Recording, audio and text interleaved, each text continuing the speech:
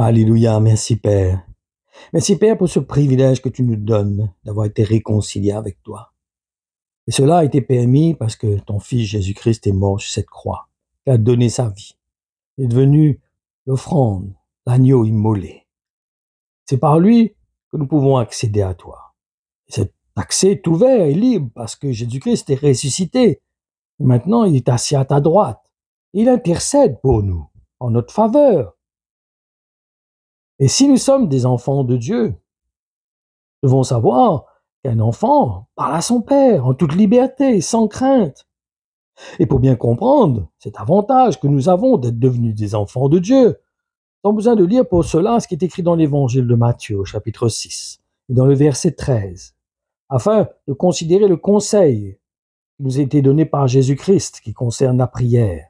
Il nous dit: ne nous expose pas à la tentation, et surtout, délivre-nous du diable. Car à toi appartiennent le règne, et la puissance, et la gloire à jamais. C'est toi que tout appartient. Et tu as donné ce pouvoir à Jésus-Christ. Je vais vous dire quelque chose que nous devons absolument comprendre. Si nous sommes devenus des enfants de Dieu, et que nous remplissons bien les clauses qui nous unissent à Jésus-Christ, après avoir passé par le baptême, Dieu aussi, de son côté, remplira ses promesses. En effet, étant donné que nous sommes devenus des enfants de Dieu, après avoir accepté de nous identifier à Jésus en tant que Christ, venu en chair, le Père lui aussi interviendra en notre faveur, pour que nous ne soyons pas tentés au-delà de nos forces. Car ne l'oublions pas, le diable est le tentateur, il pousse l'homme à commettre le mal.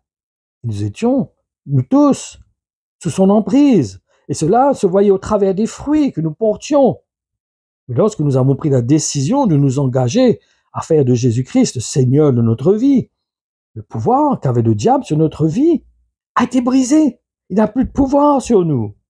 Et nous savons que celui qui est né de Dieu ne commet pas le péché qui mène à la mort, car le Fils, né de Dieu, le protège.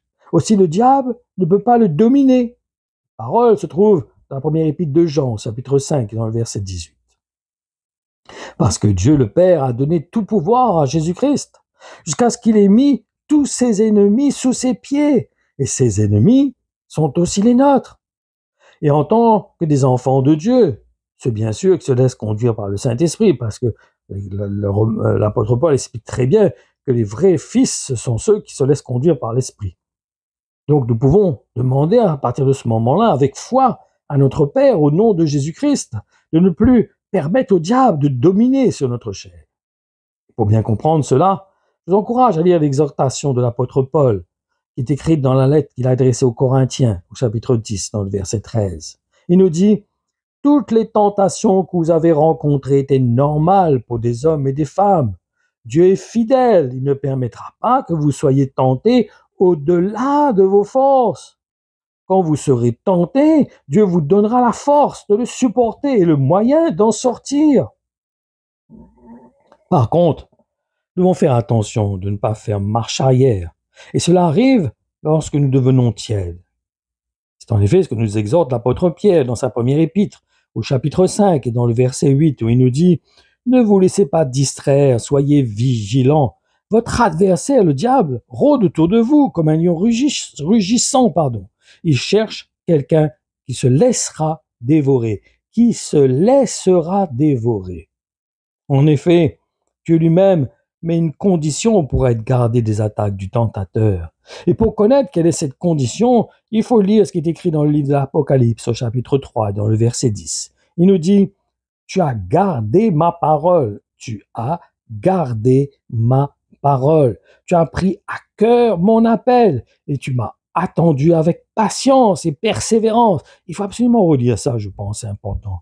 Tu as gardé ma parole, tu as pris à cœur mon appel et tu m'as attendu avec patience et persévérance. C'est pourquoi, à mon tour, je te garderai à l'heure de l'épreuve qui doit venir sur le monde entier pour éprouver tous les habitants de la terre. Et c'est pour cette raison que Jésus-Christ a exigé à ses disciples de manger de sa chair et de boire de son sang. Autrement, nous nous trompons nous-mêmes par de faux raisonnements. En effet, l'Évangile nous montre clairement que la véritable foi est accompagnée d'actes. Donc, ma conclusion, en tant que des enfants de Dieu, nous pouvons demander à notre Père avec foi et au nom de Jésus-Christ de ne pas permettre au diable de nous tenter au-delà de ce que nous pouvons supporter. C'est la volonté de Dieu. C'est ce qui est compris dans notre héritage. C'est dans le contrat que nous avons signé avec le Seigneur lorsque nous avons accepté d'être baptisés. Nous avons accepté Jésus-Christ comme Seigneur sur notre vie. C'est lui qui prend soin de nous. C'est lui qui va nous garder. C'est lui le bon berger. C'est lui qui va nous conduire dans de verts pâturages. Ce n'est pas nous, ce n'est pas nos propres forces. C'est pour ça que l'apôtre Paul, Jésus a dit à l'apôtre Paul que ma grâce te suffit. C'est dans la faiblesse que s'accomplit ma puissance. Nous avons besoin totalement de dépendre de Jésus-Christ. Nous avons besoin de nous remettre à lui totalement et compter sur la direction du Saint-Esprit dans notre cœur et de le prier, de créer en nous un cœur pur, un esprit bien disposé. Que cette parole renverse nos raisonnements, qu'elle emmène nos pensées captives de l'obéissance de Christ. Nous emmène un avec Jésus-Christ, de dépendre totalement de lui. Notre bon berger, celui qui veut nous emmener, nous conduire, et que nous puissions nous identifier à toute sa parole qui était communiquée au travers des apôtres, et que nous ne soyons pas en train de tergiverser pour savoir ce qui nous convient, ce qui ne nous convient pas, ce qui est à la mode, ce qui n'est pas à la mode, ce qui est de ce temps, depuis du temps de Jésus, etc. C'est d'enfantillage, c'est charnel. Non, nous avons besoin de nous identifier à Jésus-Christ, à sa parole, celle qui était communiquée par les apôtres, afin de marcher comme le Seigneur veut que nous marchions, afin que nous puissions nous approcher du Père avec liberté et l'accès ouvert et ressentir que Dieu exauce, parce que le Saint-Esprit est là pour accomplir sa parole. Il n'est pas là pour accomplir ce que nous voulons. Le Saint-Esprit accomplit la parole.